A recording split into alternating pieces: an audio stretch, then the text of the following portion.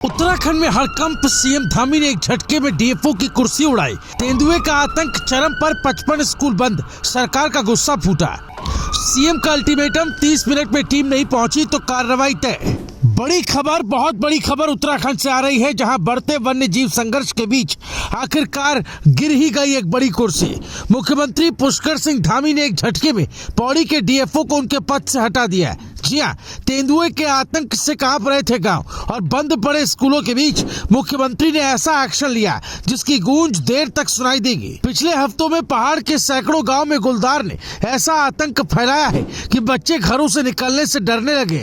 पौड़ी में तो हालात इतने बिगड़े कि 55 स्कूलों के दरवाजे बंद करने पड़े। माता पिता की सांसें अटकी हुई, बच्चे दहशत में और वन विभाग की सुस्ती पर सवालों की बौछार है। और इसी तूफान के बीच सचिवालय में हुई हाई लेवल समीक्षा बैठक में सीएम धामी का मिजाज बिल्कुल सख्त नजर आया। बैठक में पूरा वन विभाग मौजूद था। वन मंत्री सुबोध उनियाल, प्रमुख सचिव आर.के. सुधांशु, सचिव शैलेश बगोली, प्रमुख वन संरक्षक रंजन मिश्रा और कई बड़े अफसर। लेकिन जैसे ही पौड़ी के हालातों की रिपोर्ट सामने आई, सीएम धामी ने फौरन आदेश दे दिया, डीएफओ को तत्काल प्रभाव से हटाओ। क्योंकि सवाल एक ही था, लोग मर रहे और टीमों को पहुंचने में 3 से 4 घंटे क्यों लग रहे हैं। और इसके तुरंत बाद सीएम का दूसरा बड़ा निर्देश, वन्य जीव संघर्ष की सूचना मिलते 30 मिनट के अंदर टीम मौके पर होनी चाहिए, किसी भी हाल में। जो अफसर नहीं पहुंचे उनकी जिम्मेदारी तय होगी और कार्रवाई भी होगी। सीएम ने ये बिल्कुल साफ कर दिया है।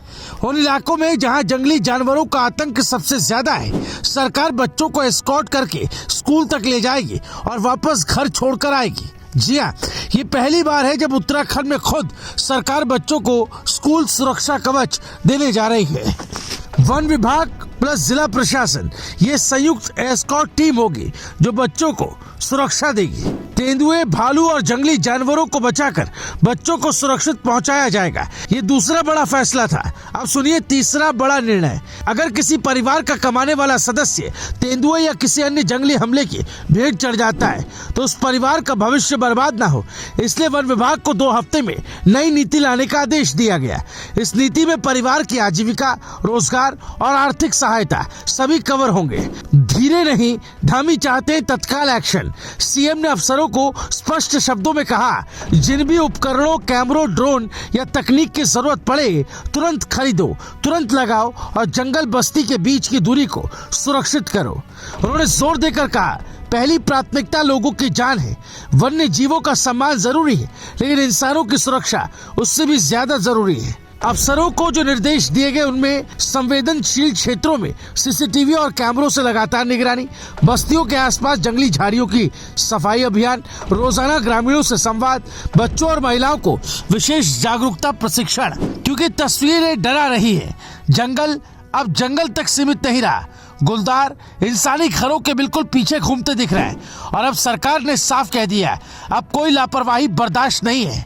और अब रायशुमारी के कुछ सवाल। क्या वन विभाग का ढुलमुल रवैया इस संकट को बढ़ा रहा था? क्या 55 स्कूलों का बंद होना किसी बड़े सिस्टम फेलियर का संकेत है? क्या एस्कॉर्ट सिस्टम लंबे समय तक चल पाएगा या ये सिर्फ अभी की राहत है?